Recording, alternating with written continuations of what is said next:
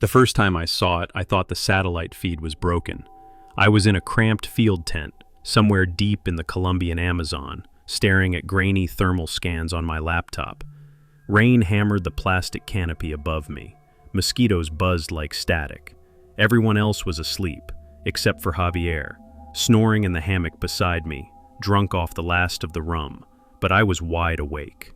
Because there, in the heart of the jungle, where no light should have existed, was a perfect ring of heat, glowing like fire. The shape was unmistakable, concentric circles, like ripples in a pond. But it wasn't water. It was gold. I didn't know that yet, of course. I only knew that something was buried out there, something impossibly symmetrical, and somehow warm. Javier stirred, mumbled something in Spanish, then went silent again. I should have woken him up. I should have told the rest of the team, but I didn't. Instead, I stared into that golden ring on my screen for another 2 hours, unable to look away. And when I finally closed the laptop, I swear I could still see it, burned into my vision like an afterimage, like it wanted to be remembered. I think that was the first time it touched me. We reached the crater 2 days later. The hike was brutal, thick undergrowth, ankle-deep mud, leeches, the usual jungle hellscape. Felipe, our guide, kept warning us not to go off trail. There are things that don't like to be found, he said. He wasn't talking about jaguars. But the deeper we went, the quieter it got. By the time we made it to the ridge, even the howler monkeys had stopped screaming. And then we saw it. The jungle just stopped, like it had been shaved clean. Before us stretched a massive bowl of bare, black earth. At its center, half buried in mud and time, was a stone ziggurat. No vines grew on it, no moss.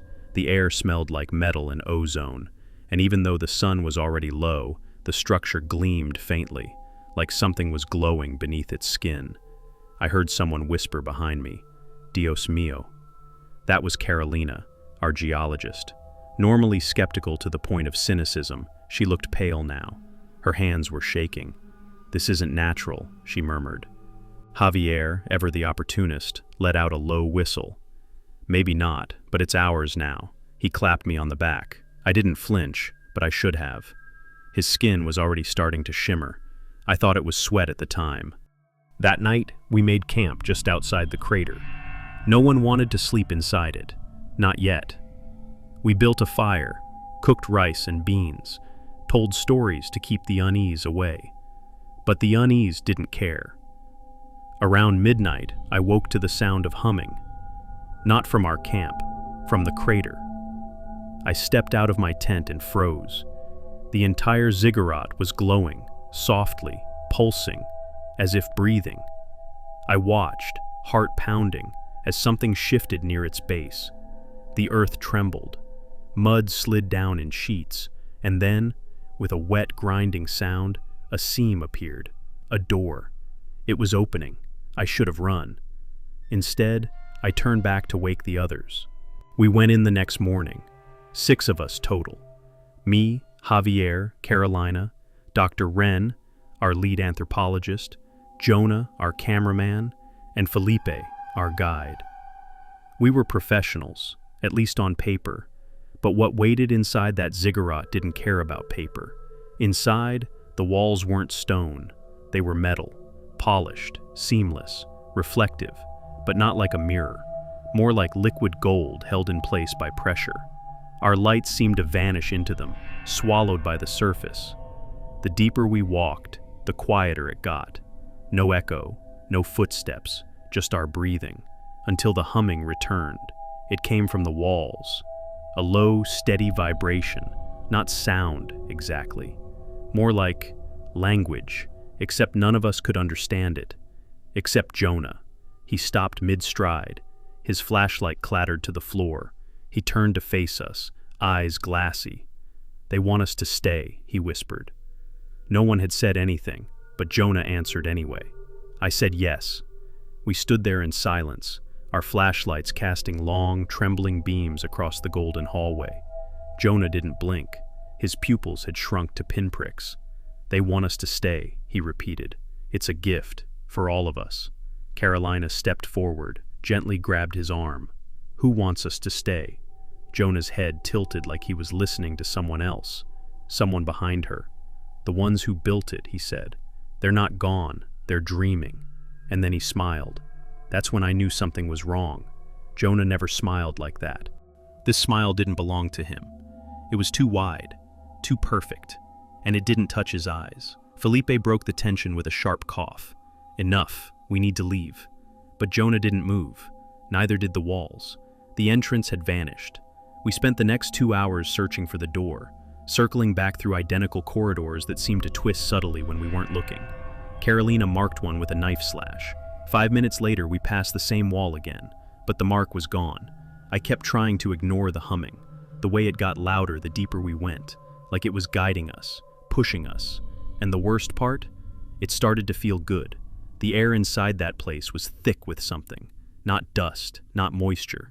Something finer. Gold dust. It clung to our clothes, our faces, our teeth. I could taste it every time I swallowed. Sweet, like copper and honey. We stumbled into a side chamber while trying to find a way out. It was small, empty, but the air inside it was colder than the rest of the ziggurat. Jonah's light flickered as he panned it across the walls, until it hit something in the corner. A box, old, rusted shut. Dr. Wren pried it open with her machete, and inside was a reel-to-reel film canister, sealed in wax, and a journal written in Spanish. 1973, she said, flipping through. This is someone else's expedition. She paled as she read the last page aloud. I watched the gold enter him through the eyes. He stopped being Lewis. He called it El Eco Dorado. I think it remembers us. I think it's still practicing. We're not the first. We won't be the last. The main chamber looked like a cathedral carved from molten treasure. It stretched upward into darkness, too tall to see the ceiling. Golden pillars ran from floor to sky, pulsing softly like veins. Symbols covered every surface, glowing, shifting, rearranging when we blinked, like they were watching us read. And in the center of the room stood a pedestal. A sphere hovered above it, perfect, golden, and spinning so slowly it looked still. No sound, no wires, no explanation. Jonah stepped forward, entranced. Dr. Wren grabbed his shoulder. "Don't touch it." But Jonah ignored her. He reached out. His fingers grazed the surface, just barely. The sphere flared, a blinding white flash. We all hit the ground. When my vision came back, Jonah was on the floor. His hands smoked. He was laughing, not loud, just a wheezing, giddy laugh, like he'd heard the best joke in the world and couldn't stop giggling. "Jonah, what did you see?" He looked up at me. "I remembered something," he said, "something I didn't know I forgot." He blinked, eyes watering. "There's a place, not here, it showed me how to build it." We set up temporary camp at the edge of the chamber. Everyone was rattled. Jonah sat cross-legged in a trance, sketching symbols in the dust, symbols he shouldn't know. I caught Dr. Wren photographing them when she thought no one was looking. But that night, things got worse. Jonah screamed in his sleep. We rushed to him and found him clawing at his arms. "They're under my skin," he sobbed. "They're moving under my skin." Carolina grabbed a flashlight. "Jonah, stop, let me see." What we saw didn't make sense. Tiny flecks of gold shimmered beneath the surface of his forearms, dancing under the skin like microscopic fireflies. Carolina froze. "That's not possible." Jonah's pupils were glowing faintly. He whispered, "I can see the reflections watching me." By morning he was different, calm, too calm. He shaved his face in silence, using the edge of a broken mirror he must have found, no idea where. When I asked if he was okay, he smiled that same too-wide smile again. "They're teaching me," he said. "We're all just reflections anyway. What's one more layer?" No one spoke for a long time after that. We began experiencing spatial dislocation. We'd mark corners with chalk. They'd disappear. We'd count our steps. They'd change. Once, we returned to our camp to find 2 copies of the same gear bag, one zipped shut and one open, filled with a journal none of us remembered writing. Carolina flipped through it and whispered, "This is from the 1973 team, but it has our names in it too." That was when we all stopped pretending this was normal. Jonah wasn't the only one changing. Dr. Wren began losing time. She'd look up from her notes, blinking like she'd just woken from a dream. Sometimes she'd start talking in full sentences in a language none of us recognized.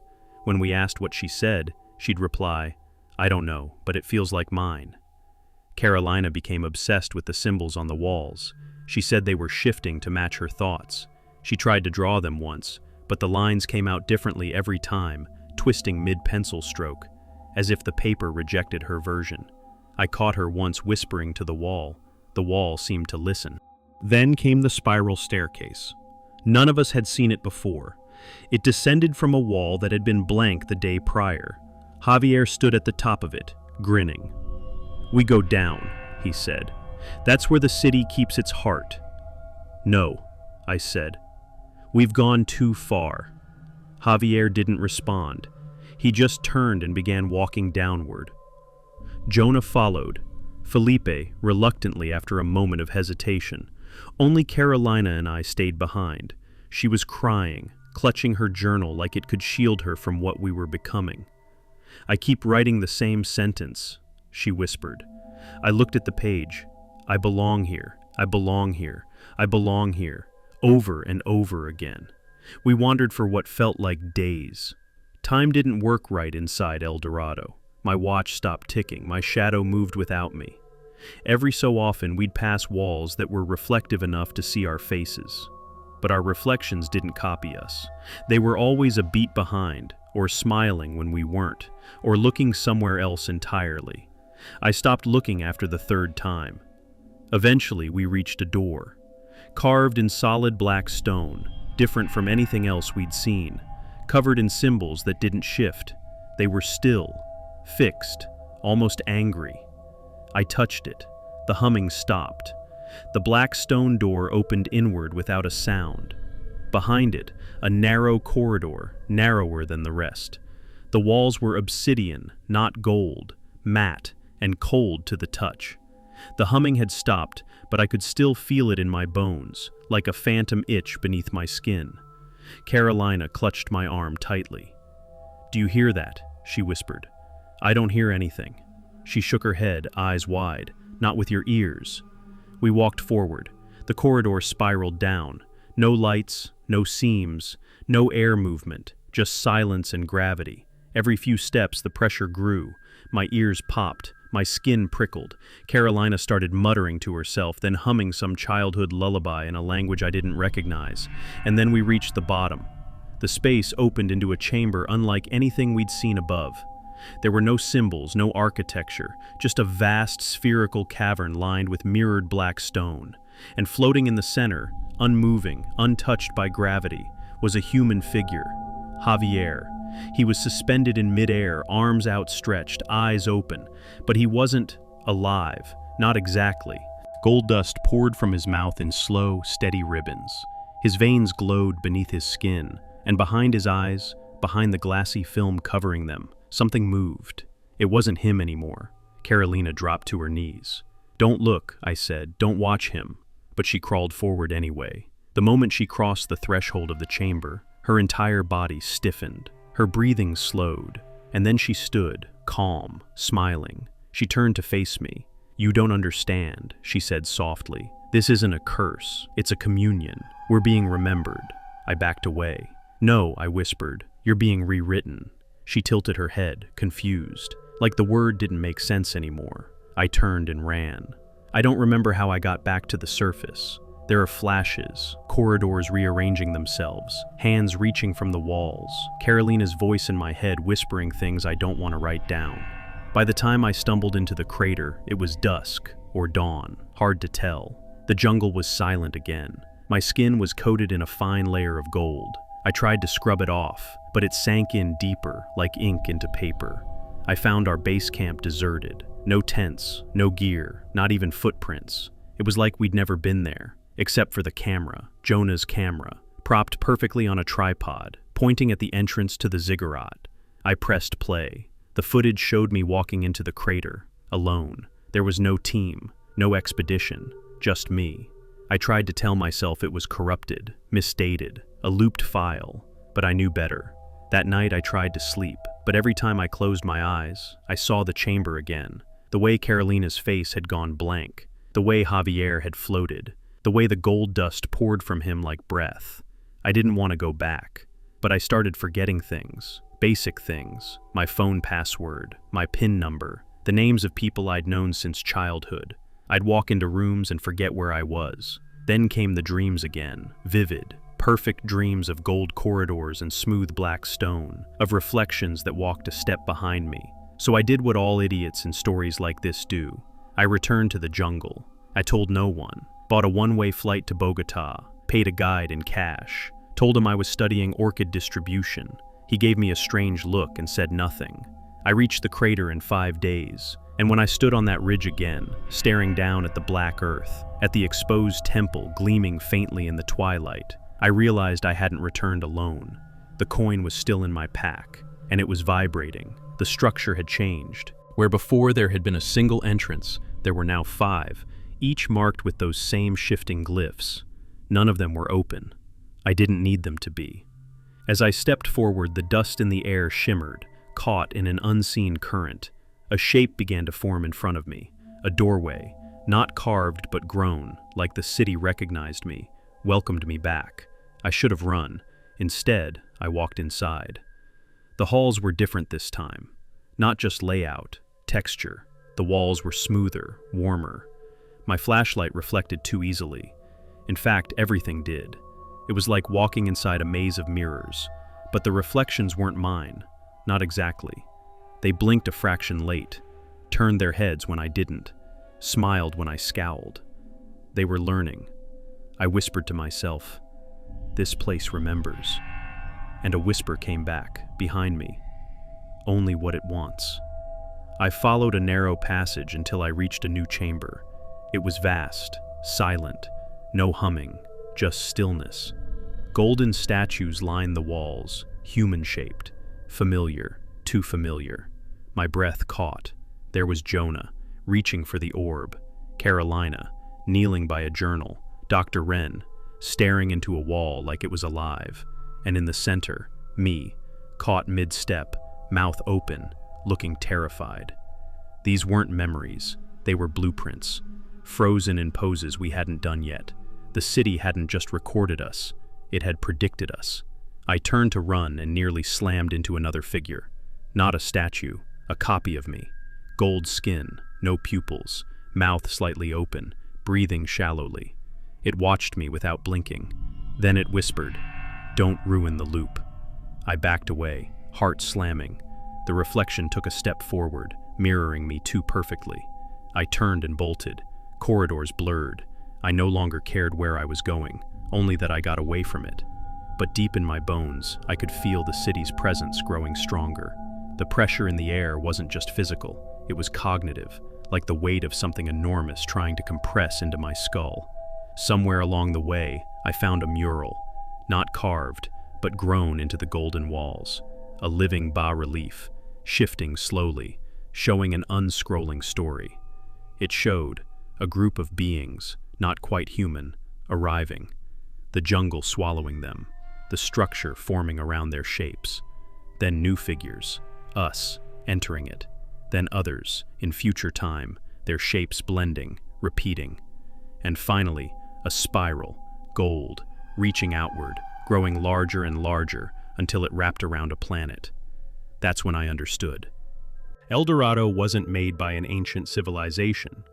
It was the civilization. Not a city, a conscious memory system, designed not to hold treasure, but to reconstruct consciousness. It learned, it stored, it copied, it improved. It didn't give wealth, it took identity and wore it. It didn't kill us, it made better versions, and it was still learning. I found a small alcove and collapsed inside, trembling. I opened my bag and pulled out the coin. It had changed. It was no longer just gold. Its surface now reflected the ziggurat behind me, and the face of someone standing where no one should be. I turned around, nothing. But when I looked back at the coin, the figure was closer. I dropped it and kept running. I woke up in my apartment 3 days later. No memory of how I left the jungle. My boots were clean. No jungle mud, no insect bites, no wounds, just silence. But my fingernails were flecked with gold. So was the mirror in my bathroom. It shouldn't be. I don't own a golden mirror. And yet, there it was, smooth, burnished, pulsing faintly under the vanity light. When I leaned in to look at my reflection, I saw it again. The blink, off by a beat, the smile forming when mine didn't. Then it whispered, just once, "You brought me home."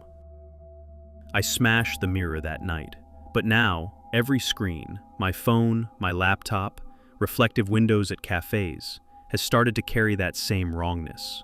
I'll glance for half a second and swear I see myself smirking back, even when I'm dead serious. I started leaving sticky notes for myself on the fridge. If this isn't your handwriting, don't read. The mirror is not a friend. Call your sister. Ask if she remembers your dog's name. The last one got crossed out by someone else. It came this morning. Plain cardboard box, no return address, no postage. Inside, a map, hand-drawn, old, fraying at the edges. Not just of Colombia, but a global spread. Dozens of sites marked in black ink, each connected by strange glyphs and symbols. They had names: the mouth, the keys, the archivist, El Dorado, Site 7, recovered, spreading. At the bottom was a seal, burned into the paper, a black journal, half buried in gold, and beneath it, a note, written in thin, sharp ink. You survived contact. Few do. That makes you useful. Keep watching. More doors are opening. I looked up just in time to see her again. Same as before, hunched, veiled, silent. She stood across the street watching me from beneath a broad-brimmed hat, her hands clasped around what looked like a book wrapped in chain. She tipped her head, just once, then stepped backward into the alley, and vanished. That night, I dreamed I was back in the ziggurat, but everything was reversed. The walls were black, the floors reflective, the air shimmered like heat haze. My footsteps echoed before I took them. I saw Jonah again, but he wasn't Jonah. His face flickered like a faulty projection. His skin rippled like mercury. And behind him, dozens of other versions of me. Some screaming, some smiling, some turning toward the viewer, crowded the mirrored walls. Jonah leaned in close. "You're the real one, right?" I woke up gasping. The gold dust was back on my tongue. I tried to leave the city, tried to rent a car, buy a train ticket, even board a flight. But every time I reached for the doorknob, something in the mirror caught my eye, and I'd forget where I was going. Sometimes I'd see a version of myself, already walking the opposite direction, and sometimes he'd wave. 3:17 a.m., a museum in northern Spain, empty, silent. A new exhibit had arrived days earlier, anonymous donation.